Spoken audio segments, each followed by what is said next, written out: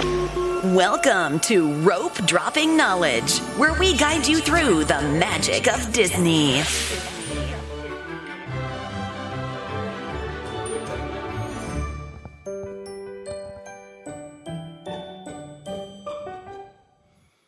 Back. Welcome back. Back from New Jersey. New Jersey. Everyone that, Jersey used to be like the joke state. Now it's Florida. But everyone used to make fun of Jersey. I don't know if you're too young to remember that, but I remember Jersey Shore. No, even before Jersey Shore. The reason why Jersey Shore got made is because of all the Jersey jokes about people from Jersey. But the funny thing is, so I grew up, but I had never been to Jersey. I've been to New York, I think, a little bit. Yeah, I went to New York, kind of areas around Jersey, but I'd never been there. And I think most people who used to make fun of Jersey, never been there. It's actually not that bad. It's pretty nice. It was super hot when I went. It was like in the 90s, low 90s, which I didn't expect. Because that's hotter than here in California. Yeah.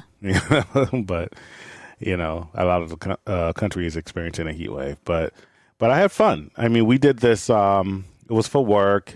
And it was basically, you know how some places they have like leadership trainings and and it's kind of bland. It's kind of like they don't really do anything. They just make people watch some slides on leadership. They might have like a guest speaker, blah, blah, blah.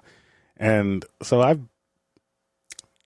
I've never really been impressed with leadership programs because you could tell what a company really wants to do by where they put their money.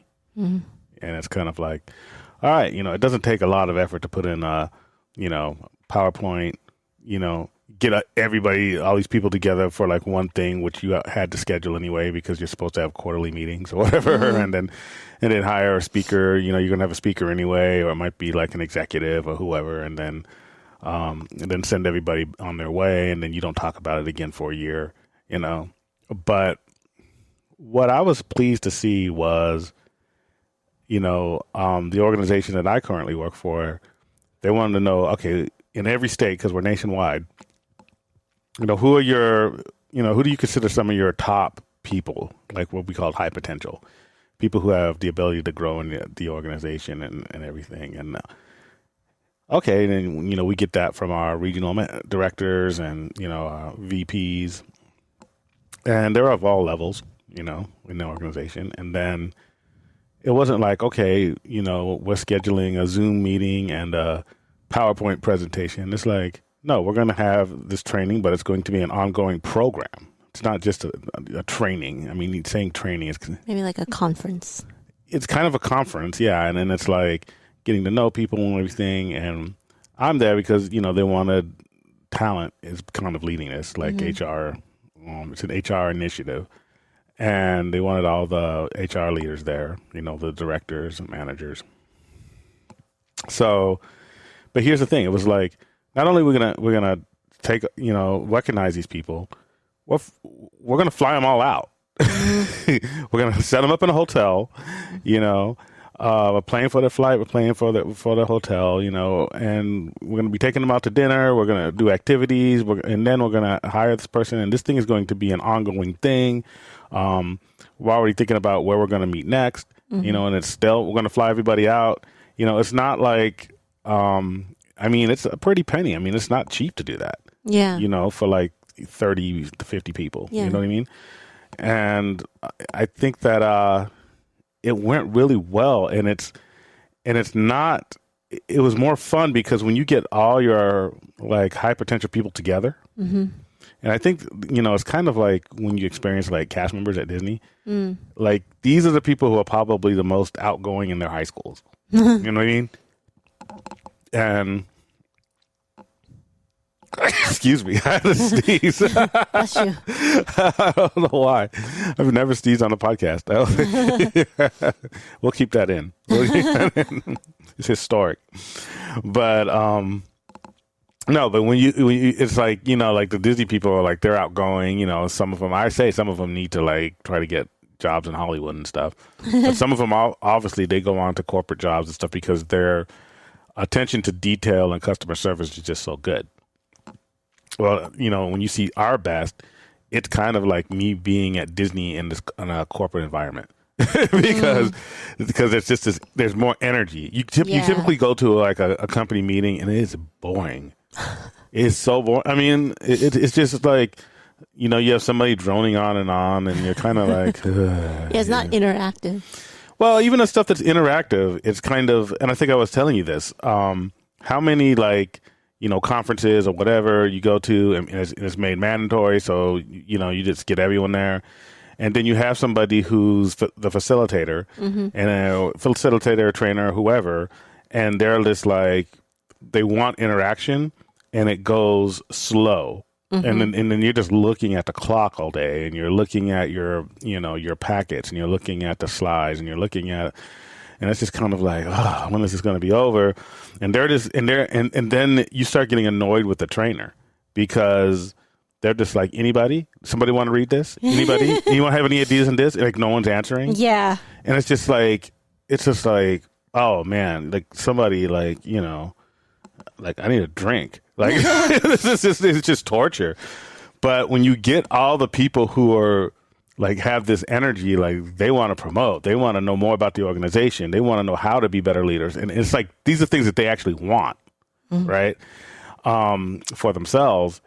Like you're not running out of people willing to answer questions. You have everybody's raising their hand, everybody's engaging. You don't have to promote it. And I used to think, and this is something I learned that wasn't even taught in the training. I used to think like, well, if we have all of these like, enthusiastic people who sometimes they're so enthusiastic about their company and the mission that I remember when being a line staff employee like years ago, it used to annoy me. I'm like, you're going to make it last longer. You're making me sit here longer. Don't talk. Why do you guys always have questions? It's like, it's already an all day thing. You're going to make it a day and a half, Honestly, it goes faster. Yeah. We always had time left and it's not logical, right? Because you think, well, the more they engage, the more time is going to be used up. And I'm not a trainer. I mean, I've done training, but I've never chosen that as a profession. And I think what I realized is that half the trainer's job is to elicit engagement. So that's what the time is spent on.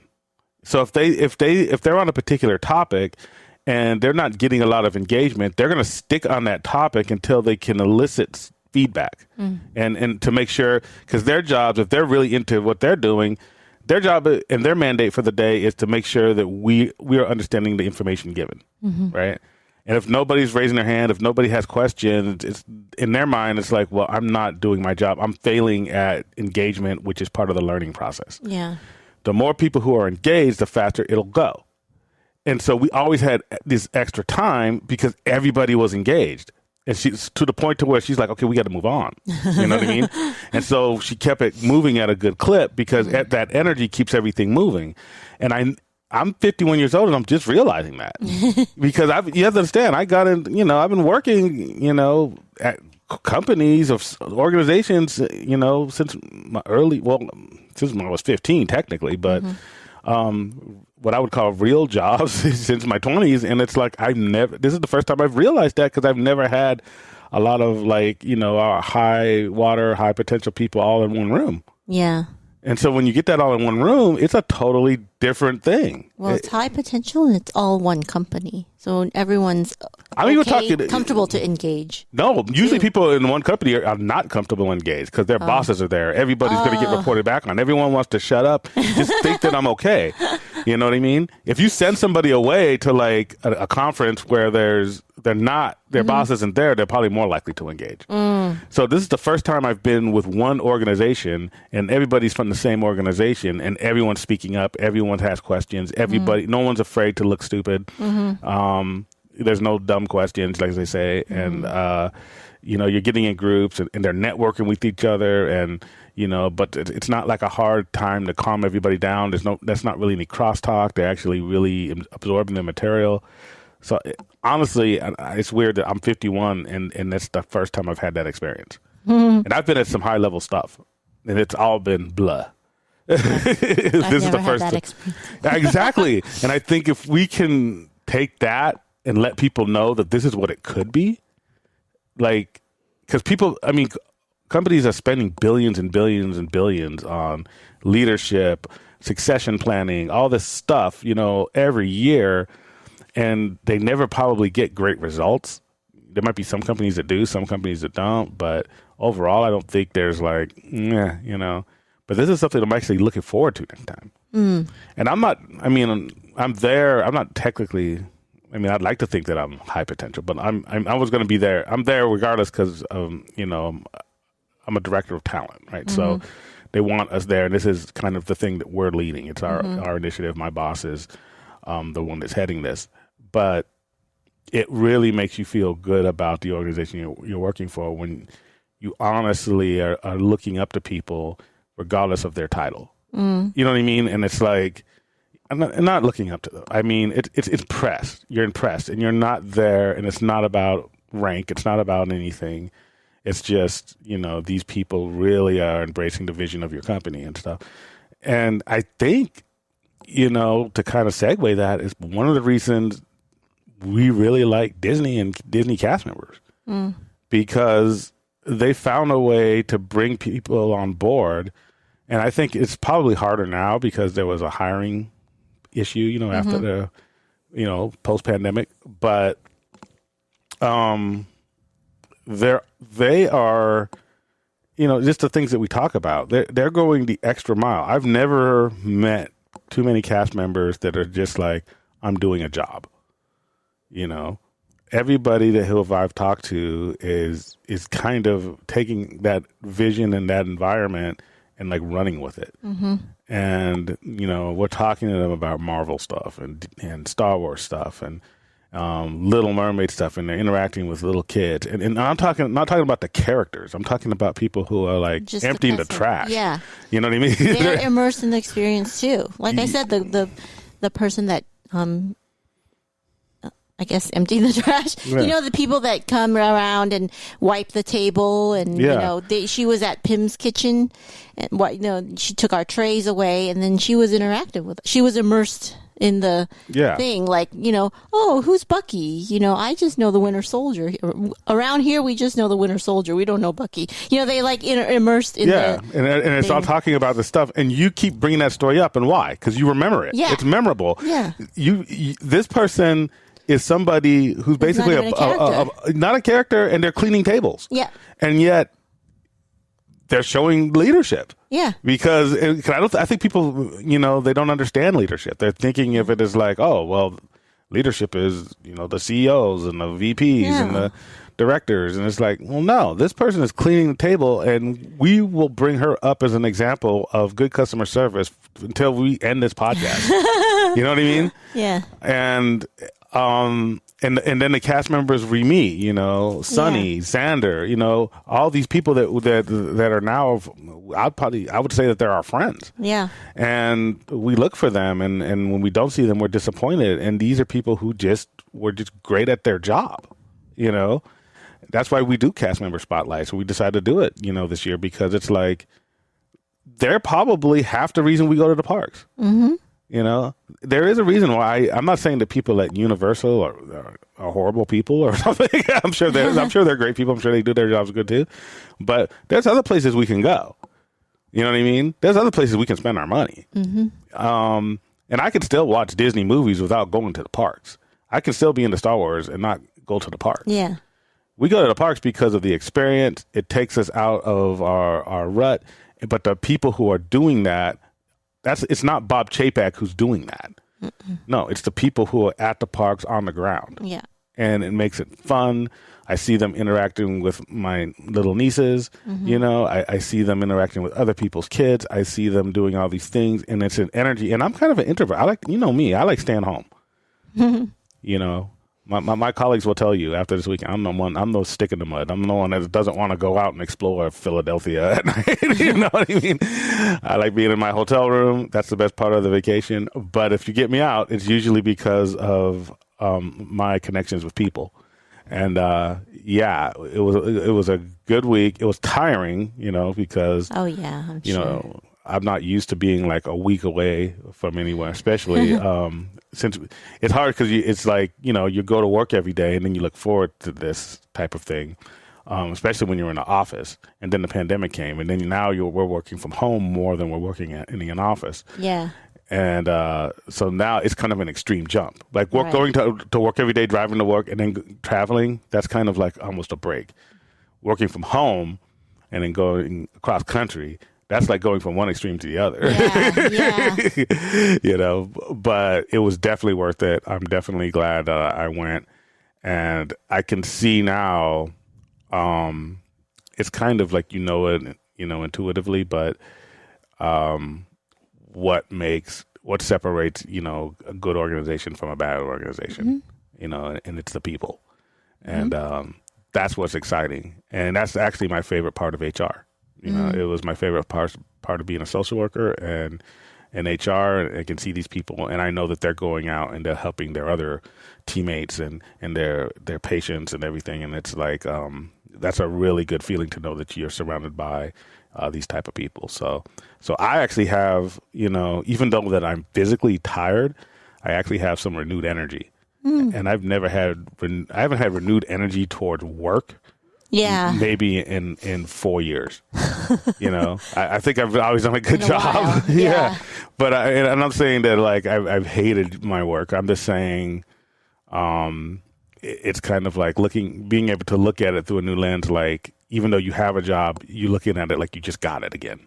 You get that excitement, and it's kind of like I've never had that feeling for a while.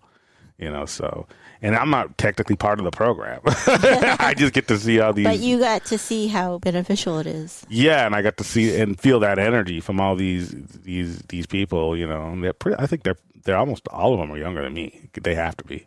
I'm pretty old. All these young people that are coming, and they want to rise up through the organization, and that's pretty cool. Usually, you only get that energy through like scam, like multi-level marketing companies, and they have their, you know what I mean? Oh, yeah. And they're trying to pump people up because they want you to go out and sell. This wasn't that. These are people who already have a job. Yeah, they're already working with us. Yeah. We paid money for them to come out, and they have this energy. You know what I mean? And that's awesome. So, really happy for that.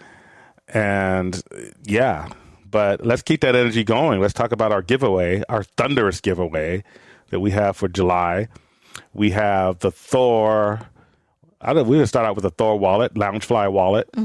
And we have the Thor trucker hat, the strongest Avenger trucker hat that you saw him in the movie. Disney doesn't even sell this.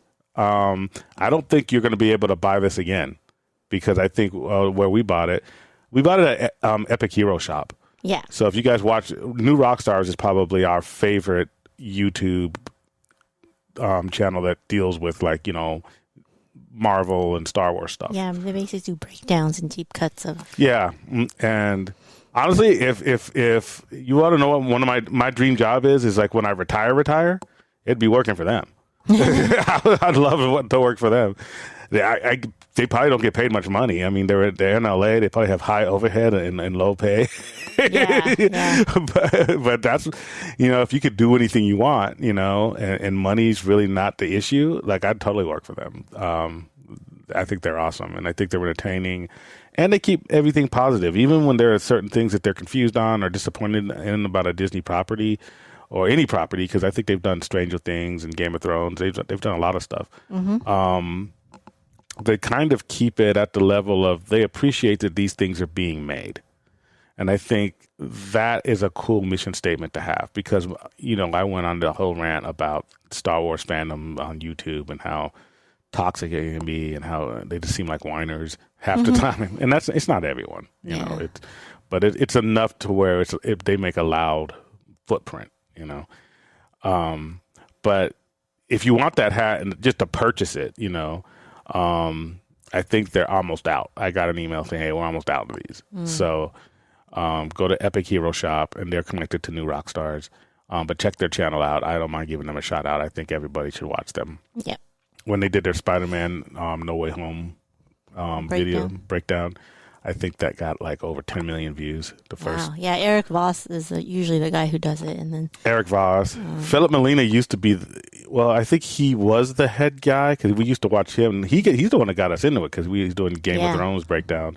But now he's like the behind the scenes mastermind. Yeah, they have it like they have different people doing different things. Well, they've gotten big enough to where they could hire people. Yeah, because they have Eric doesn't do non-Disney stuff, I don't think, because the one girl does the Stranger Things breakdown, and you know.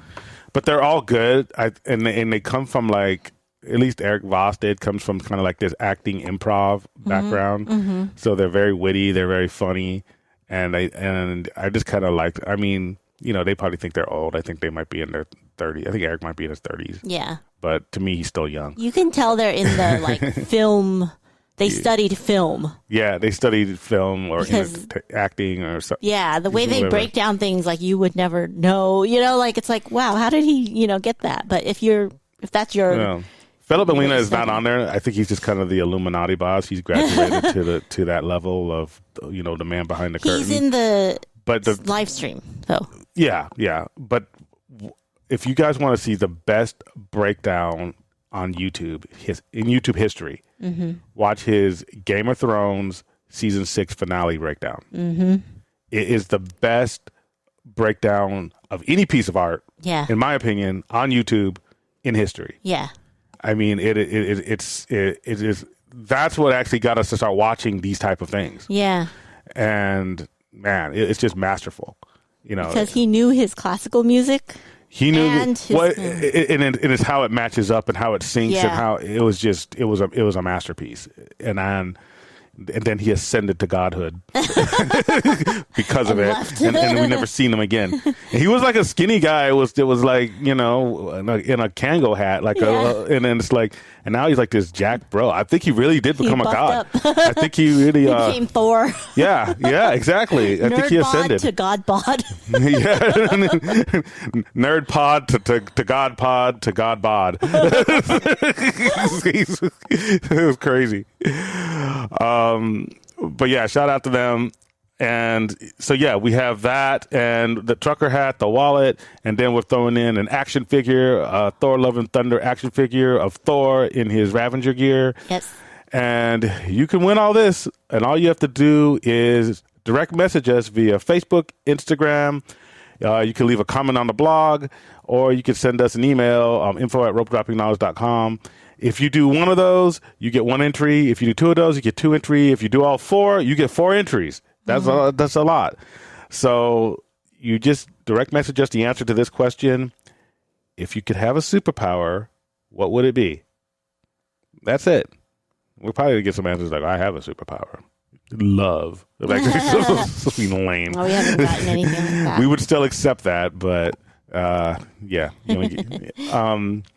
So you can win we call it our Thunderous giveaway. It's all Thor themed, and we'll be ending this at the end of the month on July. What is it? 30th.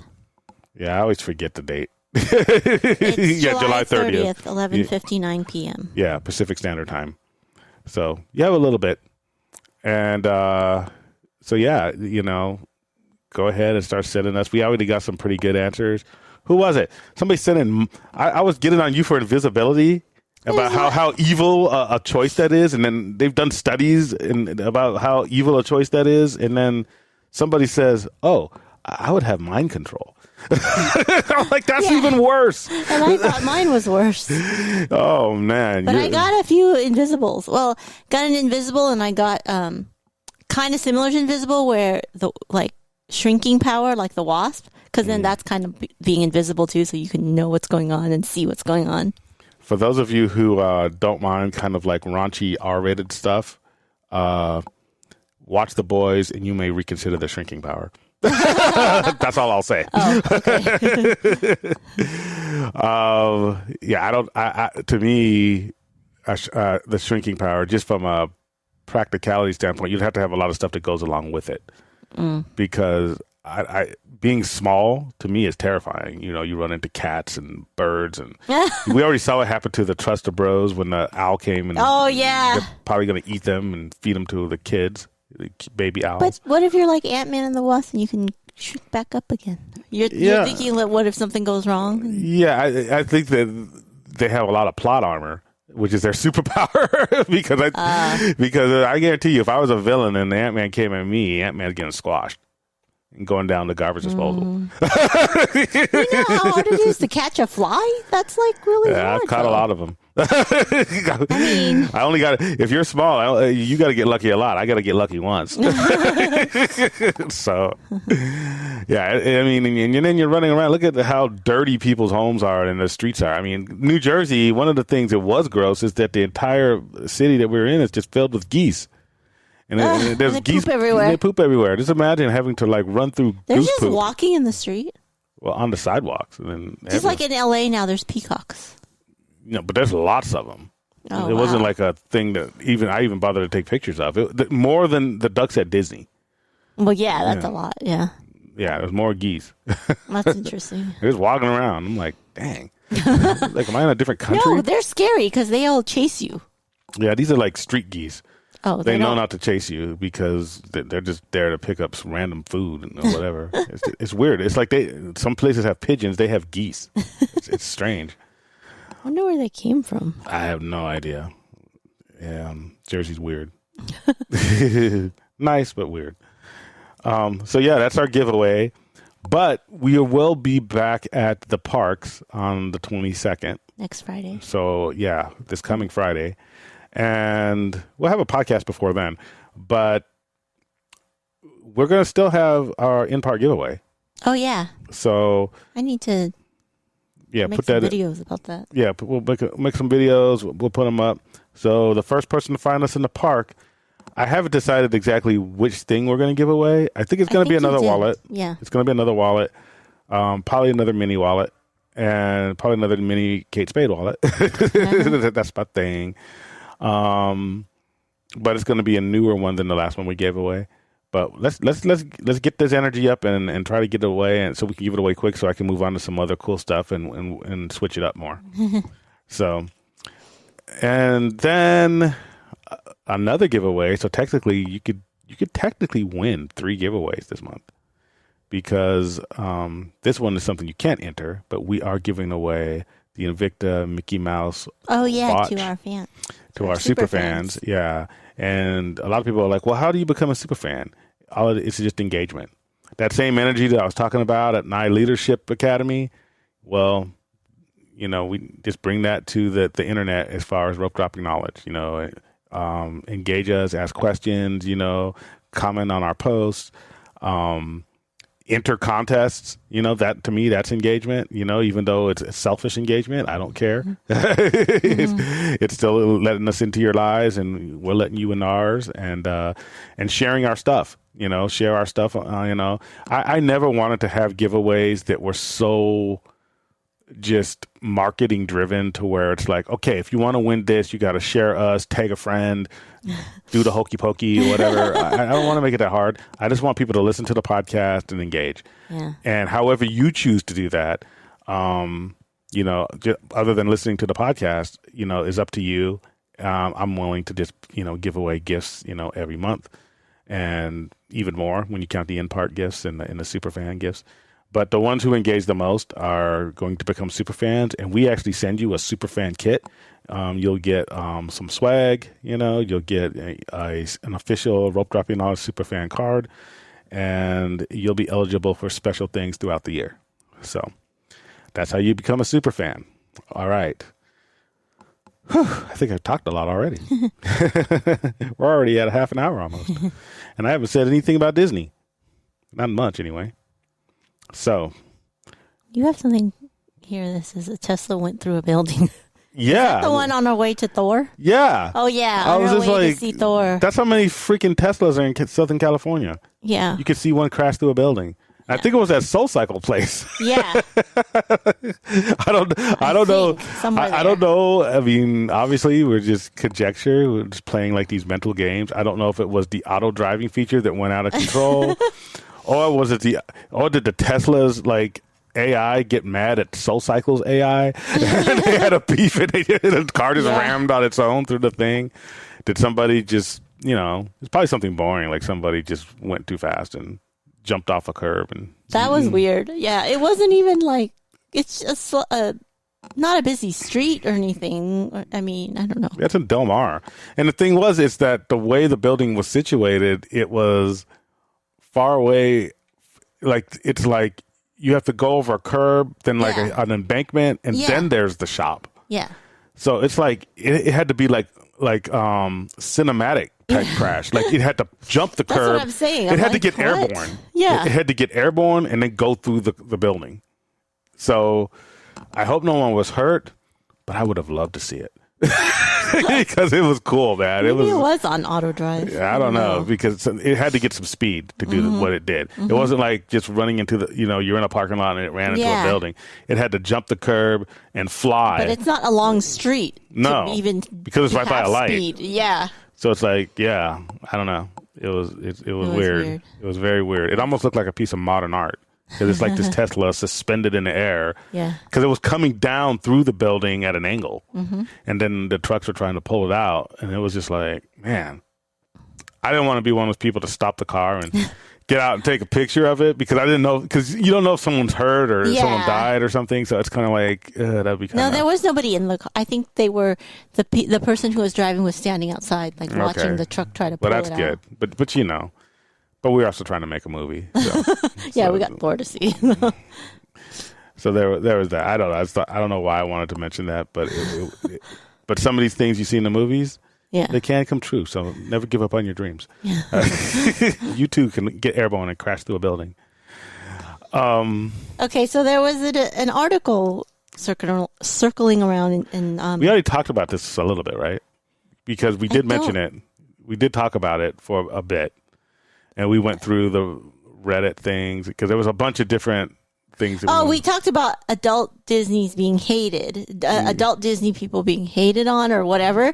But after we talked about it, an article actually came out about it from the Rolling Stones. I think we did mention it back then too. We didn't go that much into it though. Yeah.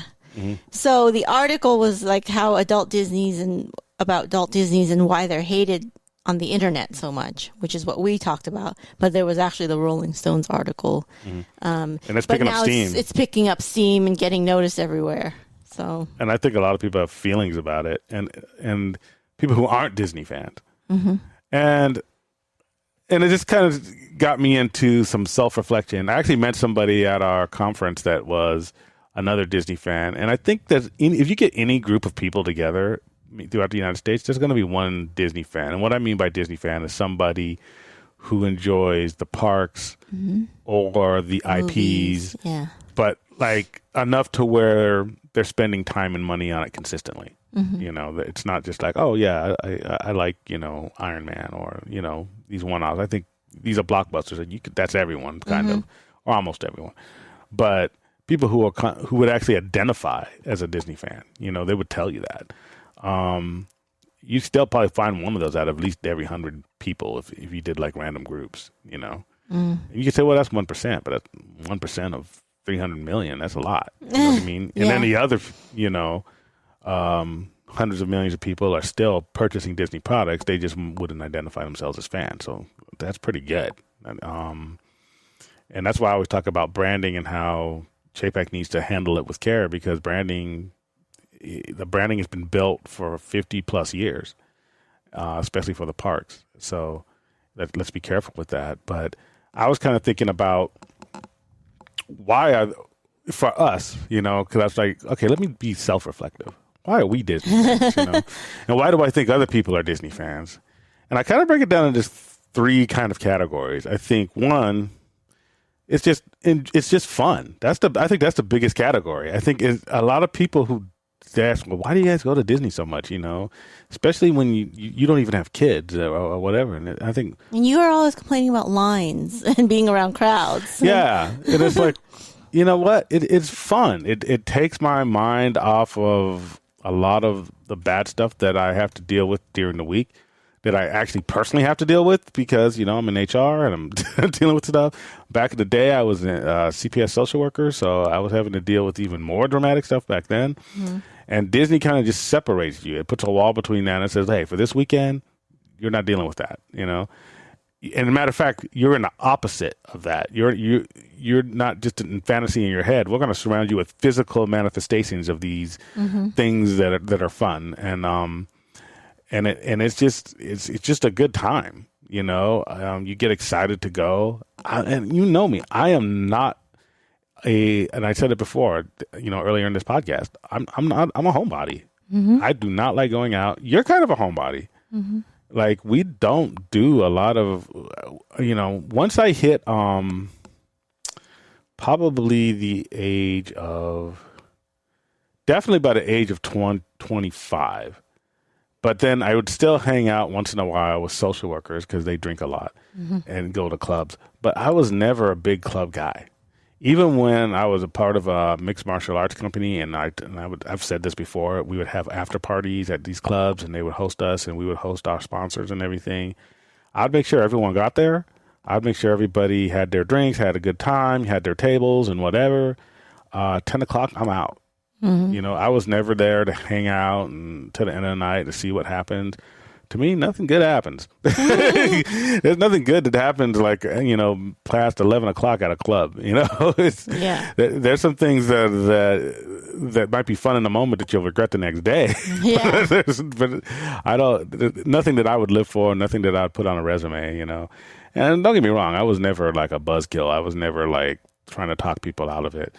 But yeah, I think I grew up in San Diego where, you know, you could kind of go down to TJ when in high school, and I would go to TJ and sneak out and with some friends, and we would do the whole TJ party thing, you know, when I was in 10th grade, 11th grade, you know, 12th grade, then started having my own parties. And then we were going to adult clubs and stuff, you know, at age 18, you know, when the age was 21, because, you know, we do a lot of athletes. They would just get us in the back door, professional athletes. And then, like, yeah, it was, I think I was kind of over it. And the only reason I would continue to go is because that seemed to be the only thing to do back in those days, back in the 90s. Yeah, that's true. That's, what do you want to do? I guess we're going to go to a club. Brian, you going? I'm like, guess if I want to maintain my social circle, I'll go. But but it would never be like a Friday and a Saturday. I was like, you got to pick. You know, I'll go with you one of the nights, and maybe not every weekend, you know. But yeah, so there was that, but Disney is something that I could go to every week, and then I found that, okay, I'm older and I like this thing, you know. But it continues to draw me out, and way more than nightclubs did, way more than Las Vegas, way more than these other places that quote unquote adults are supposed to go. Yeah. I find myself in Disney. I think it's healthier. The people I meet there are nicer. Yeah, it's a more positive and happy place. Positive. It's happy, and that kind of brings me on to my second group of people, or second reason. I don't know how you want to divide this up. Is I think some people want to relive their childhood. Yeah. And if you have good memories of going to Disney with your parents, or some people, you know, it could be traumatic. Maybe that was the best moments with their family and they lost somebody who they used to go to Disney with. And I think that's okay, because I think that's dealing with trauma in a healthy way. You know what I mean? I mean, if you can admit, hey, that's why I like going. You know, I used to go with my mom and my dad, and they're not here anymore. And or maybe they are here and we want to, like our cousins, you know, they want to pass that same good feelings down to their kids. And so now it's grandma, them, and the third generation going. I think that's nothing wrong with that. I think that's a good, healthy thing to do. I mean, is it consumerism? Are they corporate? Yeah, but what isn't? You know what I mean? Like, how many people are going to be at home on their iPhones and they're like, these Disney people and complaining? It's like, well, you're being just as corporatist. You're just doing different things. You're going to clubs. You know, if you like a football team, you're spending how much on a football, season tickets to a football. That's not cheap. You know, if you want to see the Lakers, I guarantee you it costs more than a day at Disney. Right. So, but these are supposedly okay adult things. Right. Right. But going to Disney, that's not an okay adult thing. Right. You know, But wearing a piece of cheese on your head and a Packers jersey, that's mature. And painting your face. Yeah. How is that different than going to like, Oogie Boogie Bash? You know what I mean? I go to Oogie Boogie Bash and dress up once a year. You're doing that like 16 weeks a year. Well, and they go to Halloween parties. So it's yeah, exactly. So I just say it's expressing it in different ways. I mean, and I'm not going to, if somebody wants to be a cheesehead, if somebody wants to dress up as Darth Vader, like I wouldn't dress up as Darth Vader for Disney, but I'll do it for the Raiders, Okay, then you do you. That's great. None of that is mature. It's all fun. It's all about having a good time. And, you don't knock my thing and I'm not going to knock yours. You know what I mean? Yeah. I'm sure you're having a blast. And I guarantee you, Raiders fans, cheeseheads, all those people are multi-generational too. Yeah. Their kids are going to grow up to be cheeseheads, Yeah. And I've seen a whole family of them all wearing cheese on their head. So, so there's that. Then there's a third category of people who never had a childhood. I probably put you in that category. I was going to say, maybe that's me. And not that, I went to Disneyland as here's a the thing, and I say these things about Tracy. I don't want anyone to think that she was like an abused kid or neglected. She was just somebody who grew up and was probably super responsible. I'll just say, you're probably one of the most responsible people on your side of the family. Yeah. You and Uncle Lap. You're a lot like him.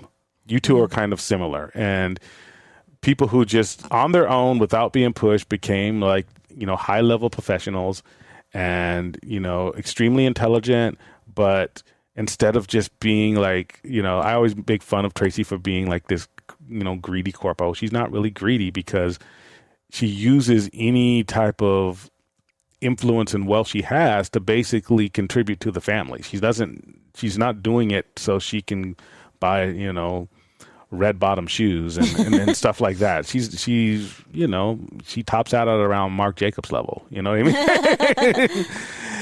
And the reason a lot of people, I always complain about I buy Tracy purses because she won't buy them for herself. She's kind of chill. And I kind of pick on her so much. I don't want people to get the wrong idea about my wife. I just think it's funny. Yeah. But yeah, the stuff that she does, and the level of success she's had, she could probably have even had higher level of success if she wasn't so family oriented. And I think the women who are friends in your life, are also like that. You're friends with some very intelligent, successful, highly intelligent women, as far as some of your closest friends. And a lot of them have decided to not go into these super, high earning positions, instead to concentrate on their children and their families. And I think, a lot of people, especially like a lot of new wave feminists, and, would say, well, that's not the way of things, the things should be. But I'm just like, no, I think feminism is about choice. And if people choose to do that, I think it's admirable, especially when you can have a lot more material items and you're saying, no, my kids come before that. If I have enough, if my, partner and I can make enough doing what we're doing, and then I can spend time with my kids, or I can, spend time helping my parents who are elderly, or whatever the situation is. I think that's an admirable quality to have, and we need those people to survive as a species. Because if everybody's just about me, we probably would have died off pretty quick. Probably wouldn't have made it out of Africa. So, but yeah, the downside, not the downside of that, but the flip side of that is that there are a lot of people who probably didn't have like childhood experiences the way I did. And I don't even think I had like this great, crazy, my more sweet like a 16 carefree childhood. But I think I was allowed to be a kid though. I think that my mom never expected me to work. I started working at 15 because my cousins who are older were buying people Christmas presents with their own money. And my mom was buying people presents and putting my name on it, like I bought it, and that kind of, and I felt ashamed. Like, well, if my cousins can work, I can work, you know? And so after school, I got a job at a clothing store. Football season was over, and I was able to buy they were lame presents because I wasn't making much money. But there's a little bit of there's pride in that. You know, you're like, oh no, I bought this for you, Auntie. I bought this for you, my cousin. Yeah. You know, this you know, and there's a little bit of you feel like a grown up. You know, and I don't think I wasn't working super hard, but it's like being able to contribute. I think is something that is kind of ingrained in me, and but I've never had to do it to feed the family. Yeah. You know? So, you know, my mom got me tickets to grad night. I talked about my grad night experiences. Some people, and I've, you know, not just people who I've met in my personal life, but people who I've met professionally, they never had those experiences, either because their family was poor or they had to take care of a sick relative. Sometimes they had to take care of like a sibling who was sick or a parent. And something like Disneyland just wasn't in the cards for them back then. And now that they're an adult and they can afford it, and they have a different lifestyle or whatever, and they say, hey, you know, this is something I've always liked. Now I can do it. Yeah. I don't see what's wrong with that. To me, that's healthy. Yeah. I mean, I've been, when I was a kid, and I've only been like maybe 3 times as a kid because, you know, immigrant family. So I was just going with my family because my family had to experience it, right? Yeah. So one of my uncles who's already lived here from Vegas, on my dad's side, he took us. He was from Vegas, but he came to California, SoCal, to take it. And I lived in Anaheim as a kid. So I guess if you live there, you're kind of like, oh, whatever, it's right there. Yeah. It's like us. We never go to the beach, right? Right. So we only go, like, maybe I remember going once or twice with the whole entire family so that they can experience Disneyland for once, you know, in their life. So those were the few times that I remember going. So, and the situation is that I can afford Disney. And if that's something that I'm into and my wife's into and I didn't go, I think that would be weird. It's like we both like something as a couple, and we both have the means to do it. And then I was just like, yeah, but that's not. I think that would be weird. I think that'd be weirder than whatever. And then there's, and I don't even think this is a category, but I fall into this as much as I fall into the first one of just it being fun. I think Disney, for some people, and again, I call them the Peloton class. I know that not everyone falls into this category, but I have a lot of friends who are in my economic bracket, and they save up and they go to Europe once a year. And I've said this before. And I wanted to confirm it today. So I went and I was like, okay, how much is a 5-day trip to Paris? Oh, and so I went online. That's what you were doing. Yeah, because I flew booking another trip. Because I flew American Airlines to New Jersey, and so now they're sending me things, and they're like book these deals or book this deal. Yeah. You know how they do. Because I have the app and they have my email now, and now they're just another company with my information. But so I was like, let me figure this out, and I tried to be right in the middle, not staying at hostels super cheap, but not staying at 4-star or 5-star hotels. Marriott or something, right? Yeah, how much is it for 2 people? Because me and you are 2 people, so I wanted to compare it to us, right? Yeah. So 5 days in Paris with hotel and air flight, and this isn't counting the food and stuff you buy there. Yeah. I could find, and this would be a deal, but I'm sure you can get these things all year long, but whatever. $4,166. I could have put this in. I put it in my cart, as if I was going to buy it. And so I was like, okay. And then I started adding up. Okay, you could. That's for 5 days. And then there's people who save up all year to do that. You know what I mean? To get that, relative. And then you got to figure with food and stuff. You're looking at $5,000. Yeah. Right. For having a Believe key, which is what we got, right? 20 days at Disney with the Believe key, And let's say we're spending an average of $120 per night at a hotel. Because sometimes we spend $200. Sometimes we stay for free because of our points. Right. So it's... So 20-day hotel. Yeah, but every night is $120. Mm-hmm. $4,400. But that's for 20 days. Yeah. And that's for 20 days that we're going to use a hotel. Right. If you don't use a hotel, you can just keep going. I can just keep going. Yeah. But I just want to let's see what's the equal amount, right. To get it close. So 5 days versus 20 days. Mm-hmm. You know what I mean? And with ours, we could stay 100 days if we could get the time off work. Yeah. If we wanted to. Yeah. I mean, we could keep going and just not stay at a hotel, or we'd stay at a relative's house. Yeah. Stay at your mom's house, stay at our cousin's house. We don't technically need a hotel up there. Right. And then you add to that if you have kids under 3, mm-hmm. They're free. It's not additional charge. There's no additional charge for the hotel. Yeah. There's no additional charge for Disney. Right. If you have kids over 3, then it's basically going to be the same, because if you got them Believe keys, yeah, it'll be the same as their airfare. Right. For going to Paris. Right. So, but we're talking about adults going to Disney, right? So if you're just an adult and you don't have kids, this is what it looks like. Yeah. But my point is, even if you do have kids, mm-hmm. it breaks out about the same. And you're still going to get the benefits of having the kids are not going to make Disney more expensive. Right. It actually makes it less expensive because you're not paying for airfare. And if you have a Believe key, you go as many nights as you can fit in and schedule mm-hmm. and reserve mm-hmm. on the reservation system. Yeah. And so to me, it's like, I would rather, and because you can go so much to Disney, almost, I would say 90% of the things that we do on a weekend when we need, to get away and go on our dates as a couple, it's covered under the Believe key. Mm-hmm. So I know a lot of people complain about the pass system, and yes, I think continuous improvement is always something that Disney needs to strive for, and we have a lot of complaints.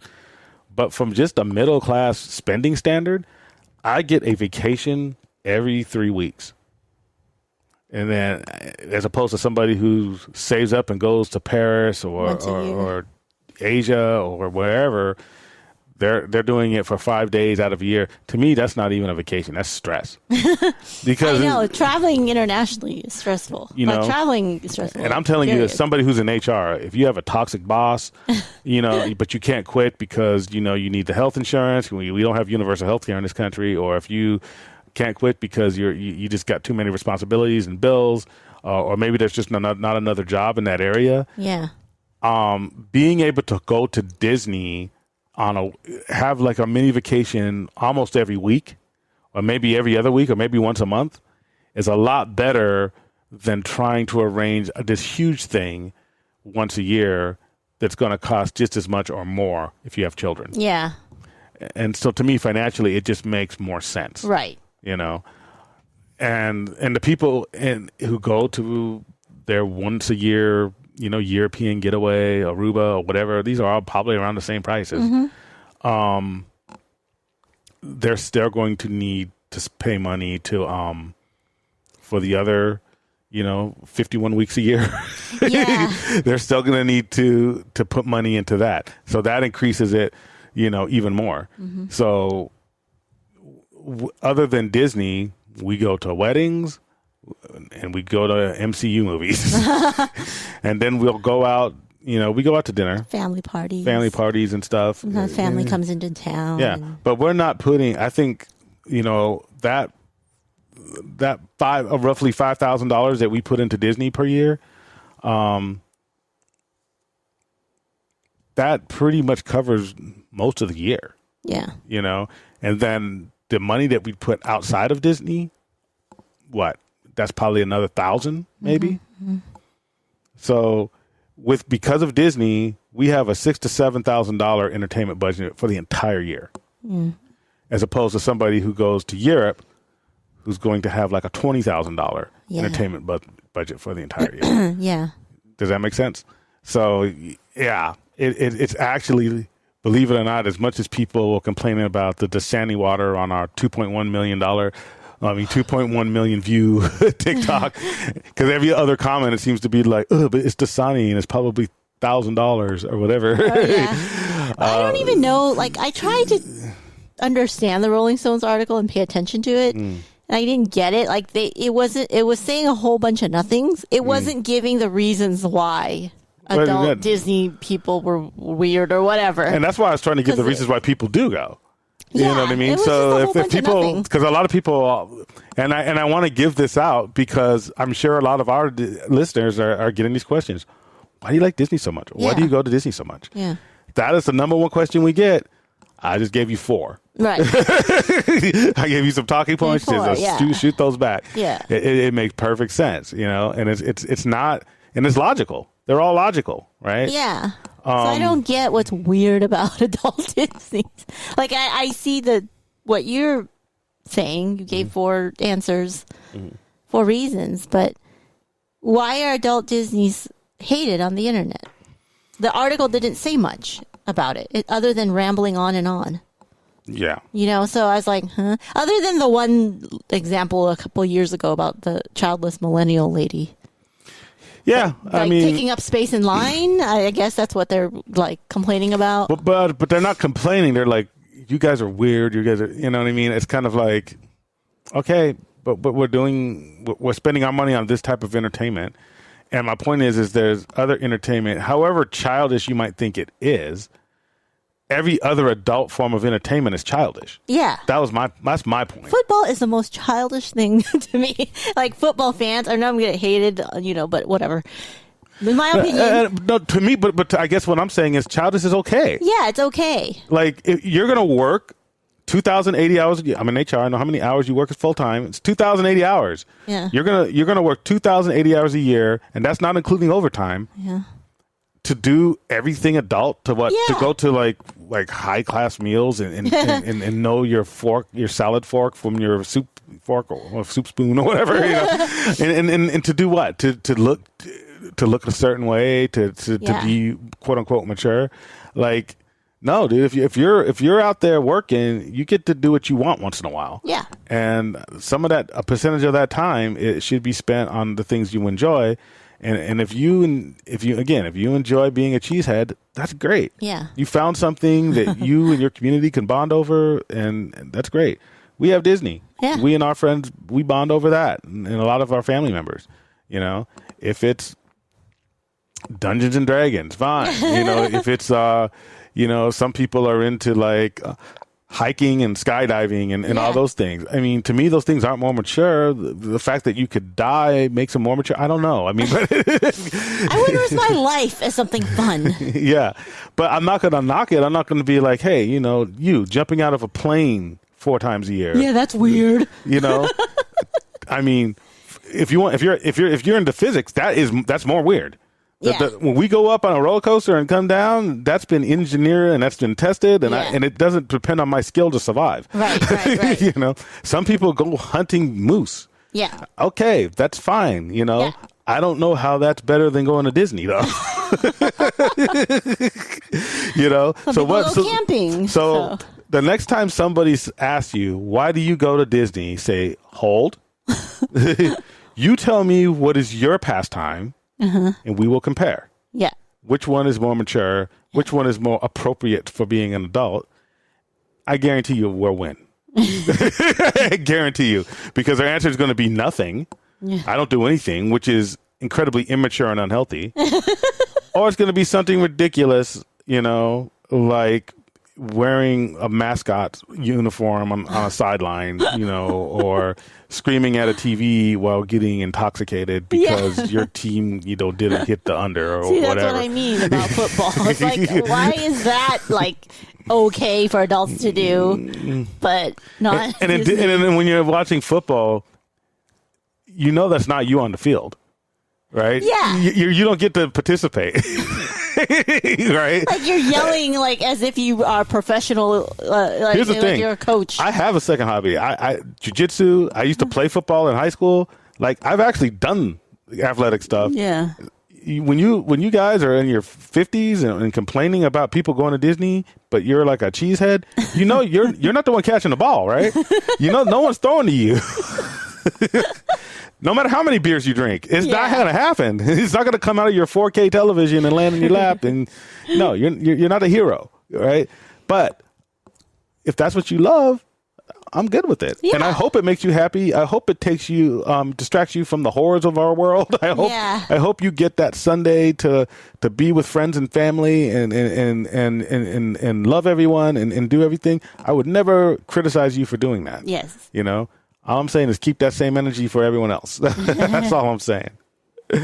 All right. Now, it's Taste Talk with Tracy. Mash some magic in your mouth. So, since we haven't been to Disneyland, I thought I'd bring out the stuff that we did during the shutdown, where I started making Disney food at home and improving them. So improving them. So this week I improved the chicken shawarma recipe, or Disney treat at the shawarma place in Avengers Campus, and I made my own chicken shawarma. With my own Greek, tzatziki sauce and Greek salad to go with it. Because the tzatziki sauce at Avengers Campus tasted kind of weird. Yeah. So, yours was better, I think. Yes. And I improved it. Yeah. I don't want to give you a big head about it, but yes, yours the only thing is better. I just need to find better pita bread. I didn't make my own pita bread. I just bought it. But I did the pickled onions, the chicken. Well, it's actually naan bread, right? Yeah, it's naan or pita. But I'm trying to remember which one's Disney. But the one at Avengers Campus, I think, is naan because it's thicker. Yeah, it's a little thicker. Yeah. So, yours is really good. I like the shawarma at Avengers Campus, though. I think it's good. It wasn't bad. Yeah. And I think it's also something that people overlook. Yeah. Because they're going to Pim's Kitchen and they're going to these other places, and it's like, and if they do get shawarma, they go to shawarma cart number 1. Yeah. And then they always miss shawarma 2. Shawarma 2 is always lonely. It's always empty. And it's like, you can go to the front of the line there. I think it's pretty good. It's decent. It's not bad. It's just, it doesn't have the pickled onions and all the vegetables, but it's a cart. So of course you're only going to get, Yeah. So, I liked it. You definitely, I'm sure, are going to be making it again. Yeah. And it's healthy. Yeah, it's chicken and pita bread. You know, and the sauce. Yeah. So, and you like Mediterranean food. Period. I love Mediterranean food. Which is funny. I would never have known that about you. I like gyros. I like hummus. Yeah. Tabbouleh. Yeah. So I went to a diverse college, UCI. Yeah. All of my friends. You and your Armenian clique. Yeah. They're not. Are they Middle Eastern? I mean, technically, they're on the border. They're not really Middle Eastern. I don't know what they're considered because they're kind of like Russians, where they're like. Yeah, but it's like, I mean, the beef was with Turkey, so Turkey's technically Middle Eastern. So I'm thinking they're kind of in the area, but I don't know. I don't know. But I've had Armenian food, but it's not like Mediterranean food. So yeah. So. Yeah, it was really good, and yeah, I look forward to having it again. All right.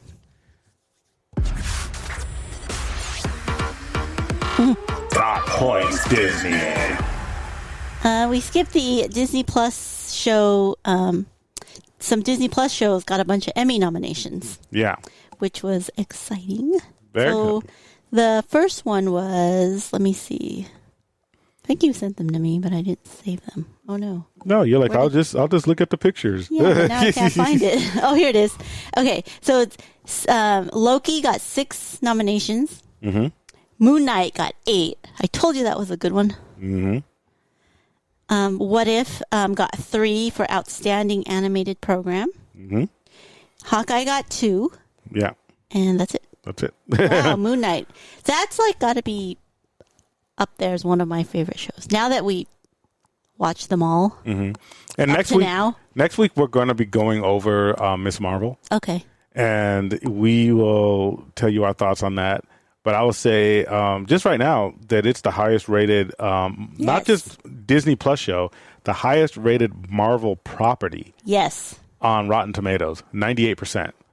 So, and it is the goofiest, most kid-like show. Yeah. So, we'll be doing spoilers, but we'll do it at the end of the podcast next week, and then the week after that, we'll be giving you our Thor thoughts. So, Thor thoughts, I like that. Thor thoughts. We should just have a segment called Thor thoughts. Oh, nothing's permanent or something. The only thing permanent is impermanency. Yeah. Yeah. Okay, so then this is something new. So Disney is launching a parking lot tracking system where on your app you can see where you parked. Or something like that, where you don't have to, like what we do now is take pictures of the pole, see what number we're at, and try to remember. So now they're doing, this is for Disney World and Disneyland. Yeah. So that's cool. I think that it's basically what people already do. It's just one more step. It's like that Find My Car app or something. Yeah. But I mean, the thing is that if you take a picture of like the nearest, number, you're going to be able to find your car. This is just taking a picture of something and then it shows up in your app. Oh, it's not like a GPS thing where you pin when you're there and then it. I think you take a Find picture. My car app. It could be. Because that's what it seems like a tracking device. But it's not. It has nothing to do with your car, though. It has to do with the parking lot. Right. So it's the app. So you're supposed to, like the Find My Car app. So when where you get out, you just pin it. Yeah. Oh, okay. Yeah. Yeah. Something like that. The funny thing is, I was talking to Dustin about developing an app for parking lots. Yeah, that's what. And then someone else did it. Gotta Well, listen this to is me. just Disney, so maybe. Yeah. Well, maybe he did do it. He's just not giving me my cut. Dustin, are you listening? All right. What's next? See, I always thought that was cool. So it's rumored that Chloe Bennett will return as Quake in Marvel's Secret Invasion. So Quake was in Agents of S.H.I.E.L.D. show, right? And the same actress or same character will return in Secret Invasion. Yeah. That's just a rumor, so I don't know. We've messaged on, not messaged. She replied to a comment of mine on Really? on my Scaling the Well on Instagram. Oh wow! Yeah. Oh, I commented on something Disney on Agents of S.H.I.E.L.D. and she was just like, "Yeah, that's true," or something. And I was like, "Oh, funny. that's cool." I always liked her. I think she was really good in that role, and the fact that she's coming back is good because, like, I always like it when. If somebody's giving me entertainment and enjoyment, I want to see them continue to earn money. I mean, it's just that simple. If she's in the MCU, then that's good. Hopefully that's true and not just a rumor. Yeah. We'll see. I mean, they keep a tight lid on things at Disney. So, but I think that'd be cool. I think we'll talk about it a little bit more next week because we're going to be getting into some Inhuman / other stuff. Oh, yeah. So, more of a discussion for next week. And then finally, a BTS show is coming to Disney Plus. So it's going to be like a docuseries, some concerts, things like that. Games, on their YouTube, they have this thing where, because my sister was here this week, so she ruined your algorithm where she watched a bunch of BTS stuff on YouTube. Yeah, I saw it. Man. And BTS they stuff. basically do games. Not like Mr. Beast, but they do their own kind of thing. I think it's going to be something like that. So that's interesting that these two would merge. These two giants popular things would merge to make it really popular. It's inevitable. I kind of feel, I know a lot of people say this and the K-pop fans don't like talking about it that much, but again, I'm always putting my social work and HR hat on. I look through everything. K-pop stars really aren't treated that well. Yeah. It's a lot of pressure. And for as big as BTS is, remember we talked about Don Lemon not making a lot of money. For as big as they is, all of them, I don't know how many there are, 5? Or something like that? Yeah, I don't know. I don't know. But they're a group, and they probably don't make a lot. I think they're probably worth about $20 million each, which a lot of people say, well, that's a lot of money. Probably even less than that, I would think. Right? Well, I think it was $13 million like a few years ago. So I'm just going to add another 7. What they end up taking home, because remember that time when TLC was saying that they were broke, as popular as they was, they were broke because and that's an American their group. Managers took all the cuts. That was Pebbles. So so like that was Babyface and Pebbles. Oh well, whatever it was. Well, no, there was TLC too. No. Babyface and Pebbles were their managers. Oh, yeah. So it's like, that was American. So can you imagine Korean superstar, pop stars? They probably don't get anything.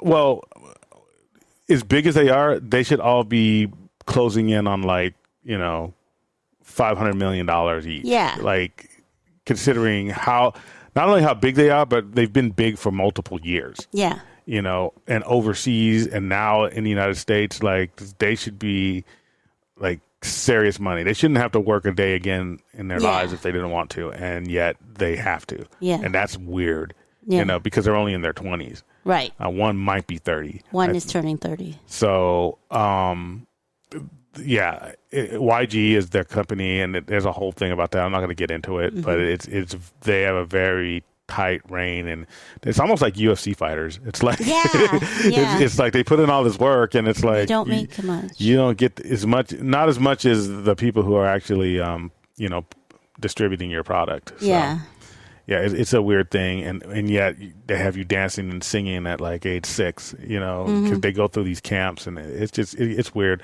I'm really happy for them that they're being influential, and I hope that.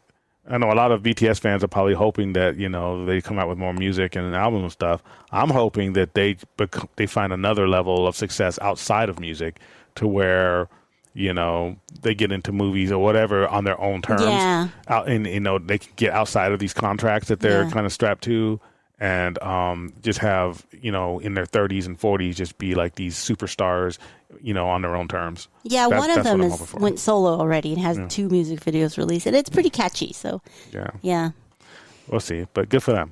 Okay, and then Jessica Jones will reportedly return in She-Hulk, and Kristen Ritter reprising the role. Yes. So they're bringing in the Netflix Marvel stuff. Yeah, into the MCU. Yeah. Again, I have more to say about it, but it's probably going to fit into our Miss Marvel thing next week. Mm-hmm. But I think there's been a lot of complaints about Phase 4. Really? Well, here's the thing: it's when you have all these movies and it ends with Infinity War and Endgame. Yeah, it's kind of like it's hard to like. You can't compare to that. Yeah. But that's what's out, right? That's what they're comparing it to. Which wasn't that long ago, because that was 2018, right? Endgame was 18 or 19. Something like that. 18, I think. Yeah. So it's just there's a lot of luck involved when you can stick the landing like that, and you have all these things that came together so beautifully, and then it was an event, and even if you have the same amount of I don't want to say talent, because they have the talent, but the same amount of gravitas that goes into it, it's just not going to be the same. It's kind of like if you painting the Mona Lisa a second time, even if everything is identical, it's not going to be as great as the first time. The first time was an event. Yeah. And so you have to make something totally different, and if it's different, it's gonna get criticism. And I think a lot of people are just wanting more connectivity. It's like, well, Black Panther, connected to this, and Thor connected to this, and they have Thanos at the end of Guardians, and we're not seeing that, and it's like, well, because they're trying to do a little bit of a different formula. Yeah. And their end game is not going to be the same, so it's going to be different. But I guess they're missing that, how this movie connects to this movie and connects to this movie. I see some connections. So there's some, but it's kind of like it's gone, And to me, it's like you can judge everything on its own merit. Mm-hmm. It doesn't necessarily have to directly connect to something. But I think that they do have a plan. I think I trust Kevin Feige. Yeah. And there's some things, and again, we'll Papa talk about Feige. this. We'll talk about this next week, where there was something that really big happened, and the showrunner for the show basically was like, they're like, "Oh, what made you do this? Because this connects to something." Because it was something that connected to the rest of the multiverse. And she's like, "I don't know what's going to happen with that. It was a direct order from Kevin Feige to put that in." So they got their plan. Yeah. So don't worry about it. I know where they're going. Yeah. But we'll discuss that again, more next week. More. It's going to be a superhero discussion next week. But it's going to be spoilers, so half of you who don't like spoilers are not going to. They're not going to stay to the end, and they're not going to hear it. So, yeah, that's whatever. I might even throw in a prize just to punish them, like just a special prize. It's a really good deep cut. So yeah. Okay. Last day of the Main Street Electrical Parade and the Disneyland Forever fireworks will be September 1st. So no more electrical parade after that. Well, until next summer or whatever. Yeah. You know, they keep bringing it back, and when they first announced that they were bringing it back this year, I was kind of meh. But they did add some new stuff, though. They had the Enchanto stuff. Yeah, they had the new stuff. You know, so I was and like, the okay. thing at the end. As long as you keep updating it, it's good. Yeah. But just the one that, you know, ding, ding, ding, ding, ding, ding, ding, ding, it's like, okay, you know, once you've seen it, it's good. It's cool. Still waiting for them to bring back Paint the Night. That's the best nighttime parade, in my opinion. But, they don't ask me. Well, it's also because the next day, September 2nd, Halloween fireworks begins. So those fireworks are ending. Halloween fireworks begins. And then, yay, the red trolley in DCA returns July 17th. Yeah, and we will be back, and we'll see it when we're there. Yep. So we never paid attention to it before, but now that it's gone, they take it away. Now we want it. Now we're like, oh well, let's try to ride this the first time since. But it won't have Newsies forever. on it. Yes, there's no Newsies. So people actually ride it. Yeah. Now there's gonna be a line for it, right? I know. Now it's back. I know. So. All right. But we're going on a Friday, so maybe we can. Yeah, we'll see. Yeah. All right. Is that it? That's it. Okay. Well, you guys remember our Thunderous giveaway, and we will be back next week, talking about Ms. Marvel and talking about our next day trip, the next day after the next podcast, to Disneyland, to the parks. And I'm Brian. I'm Tracy. Stay magical. Bye. Thank you for listening. Be sure to like and subscribe and visit us at www.ropedroppingknowledge.com.